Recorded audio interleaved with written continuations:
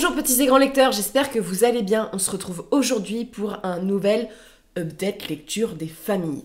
Alors, j'ai autant un essai à vous présenter que une super lecture. J'ai adoré, j'ai dévoré, j'ai été dans un truc du genre, j'ai pas envie de me coucher le soir, j'ai envie de lire jusqu'à 4h du mat. Et ensuite, une série que j'ai moyennement appréciée au point que je ne lirai pas la suite. J'ai pas du tout accroché à l'univers, malgré le fait que les couvertures sont très très sympas. Et bah, je vous propose de commencer tout de suite. Je voulais simplement vous rappeler que ce week-end, je serai à Miroménil, au château de Miroménil, château de Maupassant, à côté de Dieppe, pour un marché de Noël, un des plus beaux marchés de Noël de Normandie.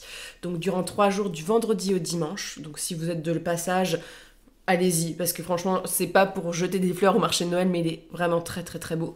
Et vous avez que des artisans sur place. Je serai à Noël féerique au château de Bonnemare, donc dans le département de l'Eure, à côté des Andelys à peu près, donc c'est pas très très loin de Paris. Hein. Je commencerai bien par le petit essai avec une autrice que vous connaissez sûrement parce que c'est une des autrices les plus connues, je pense, du monde entier.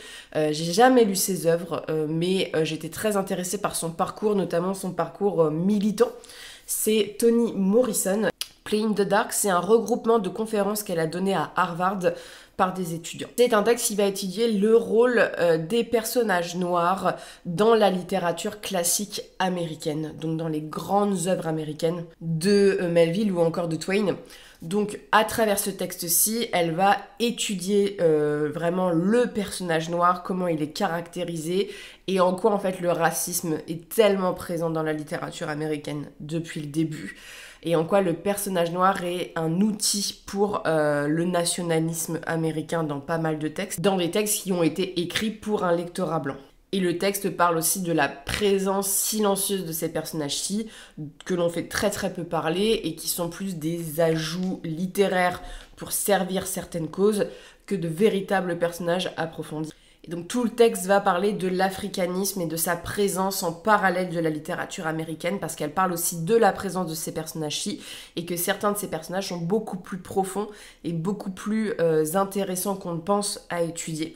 C'est un texte qui est hyper intéressant parce que moi c'est une question sur laquelle je suis pas du tout renseignée. Alors déjà, faut dire ce qui est, je suis pas friande de littérature américaine, je dirais pas ça, mais autant les classiques anglais, c'est quelque chose que je prends plaisir à découvrir, hormis des choses qui s'apparentent, on va dire, à l'imaginaire, hein, comme Lovecraft, comme Poe par exemple. J'ai jamais lu Hemingway, crois que j'ai jamais lu Mark Twain, il me semble. Voilà, je suis plutôt Dickens, Austen et ce genre de choses. Donc c'est moins ma came, donc ça m'a permis de découvrir des textes fondateurs et de voir comment les personnages sont traités. Parce que je vous avais déjà parlé dans Poe du racisme très latent qu'il y a présent dans les textes de Poe. Hein. C'est assez effrayant de lire ça aujourd'hui. Et donc voilà, c'est un récit engagé d'une autrice qui est quand même connue, qui a quand même le prix Nobel, qui est enseignée à l'université. Et c'est intéressant d'avoir ce point de vue-ci. Alors, c'est un texte qui est très court. Et je dois dire que c'est un texte qui m'a perdu d'une part parfois parce que je connaissais pas les textes de la littérature américaine. Donc j'avais des textes où j'étais en mode je pense que si j'avais lu les livres, je comprendrais un peu mieux la critique. Et il y a tout un vocabulaire lié donc à l'africanisme, à beaucoup de choses que je connais assez peu. Donc voilà, ça m'a demandé un effort de concentration et de recherche et de bien suivre les choses. J'ai trouvé ça très intéressant. Alors, comme je vous le dis, pour les essais, je suis personne pour critiquer un essai, surtout des essais dans lesquels j'y connais pas grand-chose. Mais ça m'a permis d'avoir un autre axe de lecture, notamment sur les classiques. Et c'est vrai que racisme et classique vont quand même de pair dans nombre de littératures, y compris notre littérature française. Tu vas en fac de lettres, c'est des choses qui peuvent vraiment te brusquer parfois hein, quand tu retournes sur des classiques. Donc c'est intéressant de voir ça dans un pays avec autant de dissensions sociales sur ces questions-ci et une autrice qui est une des seules à avoir parlé de cette question à l'université. Elle parle aussi de son lien entre métier d'auteur, voilà, et écrivain, et du fait que quand tu écris, tu n'abordes pas la même chose qu'un lecteur lambda avec de grandes guillemets, parce qu'on a un processus de décortique différemment les textes et tout, et donc on lit les textes d'une façon différente parfois qu'un lecteur lambda, parce qu'on a plus conscience peut-être des sujets ou des thèmes que l'auteur va aborder de la manière dont il est fait. Et c'est hyper intéressant là-dessus, c'est très court. Et ça m'a donné envie de découvrir certains textes.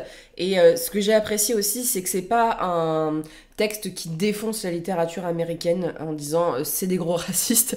Ça va beaucoup plus loin que ça et ça nuance aussi pas mal le propos. Et en même temps, ça te met encore une claque dans la gueule sur la triste réalité d'un pays qui étouffe la parole des personnes noires notamment et c'est hyper important que des personnes comme Toni Morrison aient pris la parole sur ces sujets-ci parce que elle fait partie des rares autrices qui ont été sur le devant de la scène avec ces livres et d'avoir été engagées. Musique et littérature, vous voyez ce qui se passe avec le Goncourt actuellement et tout, c'est des questions qui sont toujours très liées, mais c'est intéressant aussi de se renseigner sur des sujets comme ceux-ci, parce que c'est des questions qu'on peut appliquer aussi en France, mine de rien. Je vous parle de cette sorte, c'est même pas une déception, parce que je savais pas trop quoi m'attendre, mais j'ai été assez...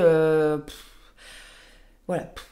C'est donc les Chroniques de Sainte-Marie. Alors, déjà, je dois dire, alors c'est des livres que j'ai reçus en service presse de chez Pocket. Je trouve que Pocket s'améliore beaucoup sur cette collection-ci avec ses couvertures. Ce sont des reprises des couvertures originales, ce sont des très beaux livres, je dois dire, et je suis assez fan du côté graphique, dorure et tout.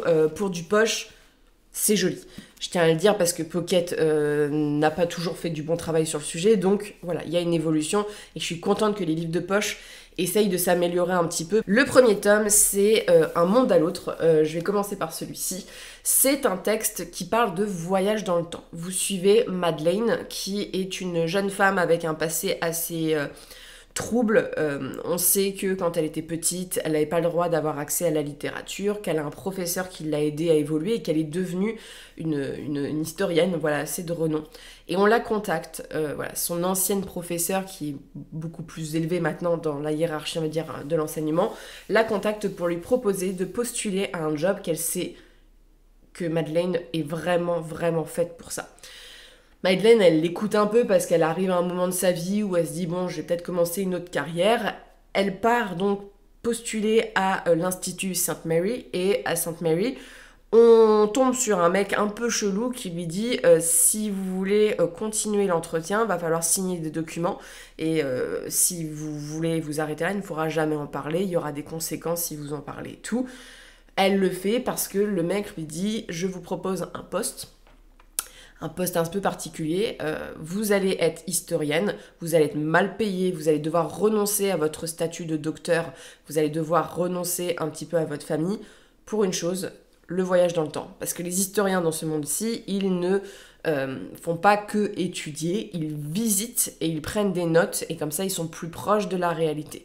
C'est un métier très dangereux du fait que les missions peuvent vite déraper et que c'est un métier où de toute manière, avant d'accéder au voyage dans le temps, il y a une concurrence en place et donc on va suivre la formation de Madeleine et toutes les étapes qu'elle va devoir affronter pour devenir historienne voyageuse dans le temps.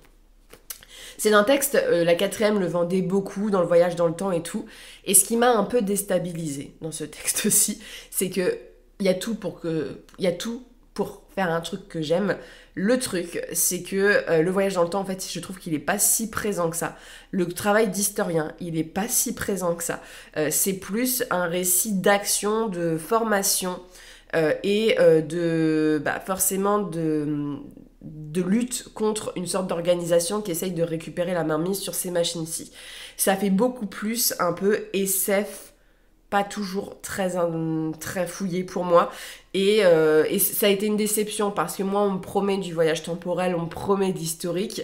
Moi, quand je vais dans le Crétacé, c'est pas pour me dire que je vais me battre avec des gens et tout. Moi, je veux étudier les dinos. C'était ça que j'attendais du livre, c'est pas du tout ça. Madeleine, c'est pas un personnage désagréable, par contre elle tombe beaucoup dans le portrait de la Marissou, elle réussit beaucoup de choses. Il y a un personnage qu'on suit au début qui va essayer d'agresser le personnage de manière, vous voyez, ce qu'on peut pas dire sur YouTube. Je me dis putain, on est obligé de passer par cette question-ci alors que c'était vraiment pas l'intérêt du texte. On a du mal à s'attacher au personnage parce que beaucoup de gens meurent très facilement. Donc il n'y a pas d'attachement. La romance qui est totalement pas nécessaire dans ce premier tome, je la trouve hyper cliché et hyper masculine. Je trouve que ça avait un peu cliché de romance SF, voilà, avec le capitaine hyper viril et tout. J'ai eu beaucoup de mal avec ça, voilà, c'est pas passé. Je pense que j'étais frustrée par ça. Après, C'est hyper chouette comme principe, on voyage dans beaucoup de temporalité, ça nous permet d'apprendre certaines choses, mais c'est beaucoup moins historique et approfondi qu'on le pense, c'est vraiment plus de l'Uchronie pure et dure avec de l'action, de la formation. C'est hyper lent ce premier tome parce qu'il y a beaucoup de mise en place sur comment fonctionne cet institut, qui sont les méchants, les années de formation, et donc en fait en termes de voyage, c'était un peu long. Alors c'est intéressant parce qu'on a aussi l'effet papillon, les conséquences, donc c'est quand même assez construit, mais je trouve que c'est pas assez développé non plus sur le voyage temporel. Il y a aussi l'effet du style. Alors je pense que le style, c'est peut-être ce qui m'a rebuté. C'est un style très plat, sans tournure, on va dire, de allégorique ou ce genre de choses. C'est vraiment du style, moi je disais du style SF, parce que quand je dis de la SF, j'ai tendance à avoir ça, du style un peu, pas militaire, mais il y a ça qui s'est passé, il y a ça qui s'est passé, il y a ça qui se passe comme ça se passe comme ça. Il y a pas de véritable style littéraire. Et ça m'a un peu rebuté pour ça. Malgré tout, je pense que si vous aimez l'histoire, vous y retrouverez votre compte. Et je pense que pour les amateurs de... Je sais pas pourquoi je pense à la SF à chaque fois, mais je trouve que c'est un peu écrit comme un bouquin de SF moyen. C'est très militaire, hein, d'une certaine manière. C'est très dans la formation. On est plus en fait dans l'institut et de comment fonctionne l'institut que dans le voyage. Donc voilà. Et c'est pas si historique, je trouve, que ça. C'est plus un prétexte pour parler d'histoire. Par exemple, ils font aussi de la récupération d'espèces pour de la protection. Voilà, ils vont récupérer des dodos, ils vont les cacher et les étudier. Où Madeleine va avoir un plus important poste dans cet univers-ci, où voilà, on a un petit peu un saut dans le temps. En fait, ce tome 2, c'est là où j'ai clairement décroché, où en fait, c'est toujours le même type d'histoire. Ça avance pas en fait, c'est vraiment, t'as l'impression d'avoir des feuilletons avec on voyage là-dedans, et en fait c'est toujours un peu les mêmes thématiques qui sont traitées. Il y a un problème, moi je trouve, d'attachement au personnage, parce qu'en fait c'est assez froid la manière dont c'est écrit. Ça aurait été sympa d'étudier des choses un peu moins clichés quand on pense à voyage dans le temps. Et mine de rien, le voyage dans le temps devient quasiment plus qu'un prétexte pour de l'action, parce qu'en fait on l'étudie pas vraiment, on n'étudie pas vraiment son fonctionnement, et voilà, là il y a les méchants qui prennent un peu plus de place. Pour moi ça fait ce côté un peu science-fiction, action, avec un prétexte un peu sympa, voilà, de l'histoire, mais t'as clairement, c'est méchant ce que je veux dire d'une certaine manière, hein, voilà, j'aime pas trop dire ça, c'est que t'as l'impression que l'autrice, elle est allée sur la page Wikipédia d'une partie de l'histoire, qu'elle a noté quelques éléments et qu'elle a fait un univers. En fait, quand tu viens dans ce monde, dans le monde, tu vois, dans les périodes du passé, tu n'y crois absolument pas. Tu n'y crois absolument pas. Et les thèmes de voyage dans le temps sont très classiques aussi. Effet papillon, ne pas détruire l'univers, voilà. Ça répond pas à mes critères de sélection. Le world building pour moi est pas assez développé parce que les moments d'histoire sont pas assez développés. Que c'est trop dans l'action et pas assez dans le développement. La plume n'est pas assez travaillée. Les personnages sont froids et très stéréotypés, je trouve. Il y a beaucoup de clichés. Et niveau originalité, mine de rien, c'est un des tropes les plus communs. Une déception pour moi, je continuerai pas. Après, je pense sincèrement que ça peut avoir son public, notamment sur des amateurs de littérature très dans l'action, de littérature un peu militaire, SF. Et je suis malheureusement pas le public cible. Et ça me fait un peu chier parce que ça aurait pu être une nouvelle série sympa à découvrir. Mais j'ai vraiment été en dehors du texte, et il y a des moments j'avais envie de lire vous savez, de biais, parce que je m'ennuyais un petit peu. Ensuite, et enfin, alors là, je suis tombée sur une lecture que j'ai adoré, vraiment, vraiment, vraiment. Je l'ai dévoré au point que je voulais pas m'arrêter de lire la nuit, et j'étais en mode, vu les nuits que je passe, parce que Freya n'est pas très en forme malheureusement en ce moment, j'ai besoin de dormir. Donc j'étais en mode, va pas te coucher à 3h du mat, c'est bon, on a passé l'âge de se coucher à 3h. Mamie a besoin de ses 6 ou 7 heures de sommeil. Froide, c'est ça. Sur Babylone de Michael McDowell. Alors, cette édition, moi, Toussaint Louverture, j'adore le travail éditorial, il est bleu, voilà, j'aime beaucoup. Et en plus, quand tu as lu les livres, ce que j'aime bien avec ces éditions-ci, c'est qu'il y a beaucoup, beaucoup de références. Alors, L'Une froide sur Babylone, c'est un texte qui m'a énormément surprise. Et je pense que c'est pour ça que la 4e ne dit pas beaucoup de choses, et c'est pour ça que je ne vais pas dire beaucoup de choses. Je vais vous dire un élément de plus, mais pas ce qui m'a surpris le plus pour vous donner envie de lire. Mais c'est un roman policier thriller et horrifique. On n'aurait pas l'impression avec ça, mais il y a une horreur dans le texte que j'ai adorée, qui est très classique mais que j'ai beaucoup accroché. On est à Babylone. Babylone, c'est une petite ville de la Floride dans les années 80. Babylone, alors c'est un truc qui m'a déjà plu dès le début, parce que Dites-moi dans les commentaires, mais normalement il y a le fleuve Perdido, ils en parlent dans le texte, et il me semble que c'est le fleuve dans le... Bah, où il y a de l'Équateur aussi. Il me semble, hein. Je sais pas, quand on m'a dit Perdido, j'étais en mode... Bah, je connais cet endroit. On est au bord de ce fleuve-ci, on suit une famille qui a connu un destin tragique. C'est une famille qui tient une ferme de myrtilles dont l'exploitation se porte très mal, ils croulent sous les dettes et dont les parents sont morts quelques années auparavant. On suit ça dans le prologue en étant dans une barque et en se faisant attaquer par des serpents. La grand-mère, qui est la seule adulte survivante qui n'était pas là ce jour-là, s'occupe de ses 2 petits-enfants, donc une jeune fille de 14 ans et de son petit-fils qui reprend les rênes de la ferme. Et c'est une grand-mère très inquiète, par ses petits-enfants, très inquiète de la situation, mais c'est une femme tout à fait gentille, avec son caractère. Malheureusement pour eux, il y a un soir, il y a de grosses pluies, mais de très très grosses pluies qui tombent. Il y a une crue. Voilà, il y a beaucoup de choses qui sont en rapport avec le Blackwater, c'est pour ça que ça m'a fait rire dans le processus. Et pendant cette crue, on suit Madeleine. Madeleine, c'est la jeune fille qui a 14 ans qui vient de rentrer au lycée. Et Madeleine, c'est un cœur. C'est une jeune fille qui est très appréciée, gentille. Elle est allée porter de aide à un de ses professeurs qu'elle aime beaucoup. Et sur le retour du chemin, elle va se faire attaquer par un homme qui va l'assassiner, l'attacher à son vélo et la jeter dans l'eau. Et Madeleine a disparu. Donc ses grands-mères s'inquiètent beaucoup, son frère s'inquiète beaucoup, et ils vont appeler la police qui va enquêter. Voilà. C'est un texte que j'ai grandement apprécié parce qu'il y a énormément de cliffhangers. C'est un texte qui m'a déchiré le cœur, vraiment à des moments, j'étais en mode « Ah non, pas ça, pas ça ». C'est un texte que j'aime beaucoup parce qu'il y a un souci de vengeance, il y a une cruauté dedans.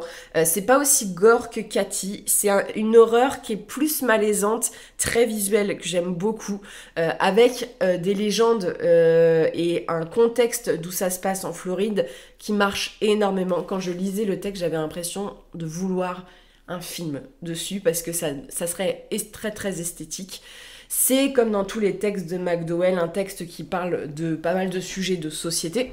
Donc on parle, y a des choses que je ne pourrais pas dire au niveau du spoil, mais on parle donc de l'exploitation de l'arrivée des exploitations pétrolières, de la banque, des banqueroutes, de comment les gens des banques essayent d'escroquer des fermiers. Voilà, on parle de cette transition un petit peu industrielle. Voilà, la relation au père, à la domesticité et notamment à la place des femmes dans cette société, parce qu'on a un personnage notamment qui s'appelle Belinda. La Belinda de Claude François un petit peu parce que elle est belle, elle est jeune, elle a 16 ans, elle connaît Madeleine, et je dis Madeleine mais c'est Margaret. Et Belinda, c'est une jeune fille qui, au-delà d'être très serviable, est attirée par les garçons un peu plus âgés, voilà, qui n'ont aucun scrupule à manipuler des mineurs, et voilà, et c'est assez intéressant sur ces questions-ci, ça dénonce pas mal de choses, et l'ambiance est folle. Il y a des vraies scènes qui te font, je trouve, quand t'es dedans, qui te font courir les frissons. Parce qu'il y a une esthétique de la créature, il y a ce truc que tu retrouves un petit peu dans Blackwater avec le mythe qui est exposé. Là, il y a cette chose-ci, et j'aime bien la façon dont a été construit ce mythe-ci, qui, à des moments, on frôle, on ne sait pas si c'est la réalité ou pas. Voilà, ça flirte beaucoup avec le vrai truc un peu fantastique de base, c'est qu'on ne sait jamais si c'est réel ou non. Ça donne des scènes assez grandioses et assez haletantes, je trouve, et assez angoissantes, très visuelles, et ça en dit beaucoup. Ce que ça apporte, ça en dit beaucoup aussi sur ce qui est dit de ce livre, et c'est un livre qui va autant des fois vraiment te lacérer le cœur en disant « Oh putain, non, pas ça », et t'as des moments de réjouissance de fou, et c'est vraiment une dénonciation. Et faut savoir que McDowell, il écrivait quand même dans les années 80, hein, je pense, hein, dans ces années-ci, les thèmes qui sont abordés dans les années 80, alors de notre époque, ce sont des thèmes qui sont extrêmement tabous, mais dans les années 80, c'est quelque chose qui était beaucoup plus... les gens rigolaient sur les plateaux télé. Voilà, en France, on parlait de ça de façon très libérée, il n'y avait pas du tout de problème avec ça, ce qui, moi, me choque terriblement. Mais voilà, il y a ces questions-ci qui sont abordées.